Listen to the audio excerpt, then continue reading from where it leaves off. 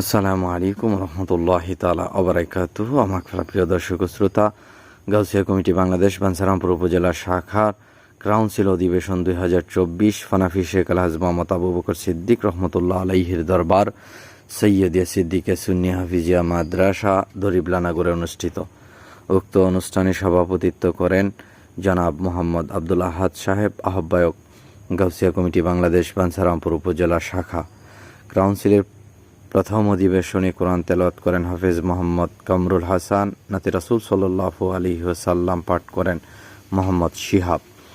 স্বাগত বক্তব্য রাখেন আলহাজ মোহাম্মদ ইদ্দিস মিয়া, মোহাম্মদ রব্বান হাজি সাহেব, মোহাম্মদ ওহিদুজ্জামান গাজী, আব্দুল হাই, মোহাম্মদ নাসির মাস্টার সাহেব, মোহাম্মদ জাহাঙ্গীর আলম, মোহাম্মদ নাজমুল হাসান, মোহাম্মদ ইসাক সরকার, মোহাম্মদ শাহ আলম, ডাক্তার মোহাম্মদ আবুল কালাম আজাদ এবং অধ্যক্ষ মাওলানা হোসাইন মোহাম্মদ বেলাল আল কাদরি সাহেব ও হাজি জয়নাল আবেদিন সাহেব। দ্বিতীয় অধিবেশনে কোরআন তেলাওয়াত করেন কারি মাওলানা আলমগীর হোসাইন সাহেব এবং নাতে রাসূল সাল্লাল্লাহু আলাইহি ওয়াসাল্লাম পাঠ করেন হাফেজ মোহাম্মদ আব্দুস সাত্তার। অনুষ্ঠানে প্রধান অতিথি হিসাবে উপস্থিত ছিলেন আলহাজ মোহাম্মদ আব্দুল মালেক বুলবুল, যুগ্ম মহাসচিব গাউসিয়া কমিটি বাংলাদেশ কেন্দ্রীয় পরিষদ। বিশেষ অতিথি হিসাবে উপস্থিত ছিলেন আলহাজ মোহাম্মদ হজরত আলী, সাংগঠনিক সম্পাদক ঢাকা আঞ্জুমান, এবং জনাব মোহাম্মদ আবুল কাসেম, সেক্রেটারি গাউসিয়া কমিটি বাংলাদেশ ঢাকা মহানগর, ও আলহাজ মোহাম্মদ হোসাইন, সদস্য গাউসিয়া কমিটি বাংলাদেশ কেন্দ্রীয় পরিষদ। অনুষ্ঠান সঞ্চালনায় ছিলেন মাওলানা মুফতি মোহাম্মদ আব্দুল ওদুদ আল কাদরি সাহেব।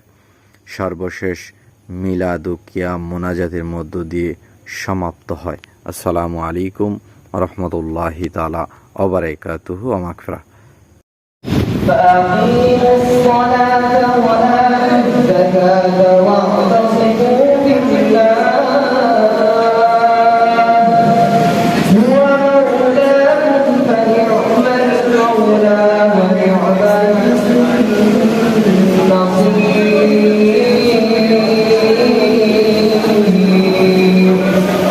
صدق الله العظيم وصدق رسوله النبي الحبيب الكريم.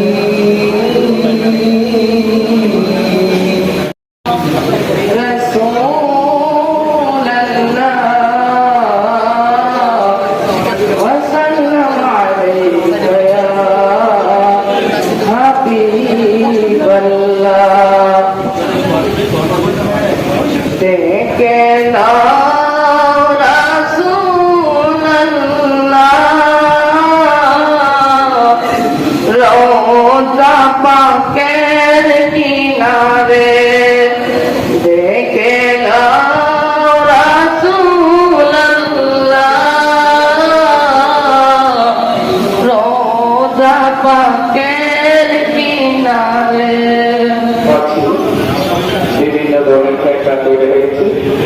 বর্তমানে ইমান রাখা খুবই কঠিন।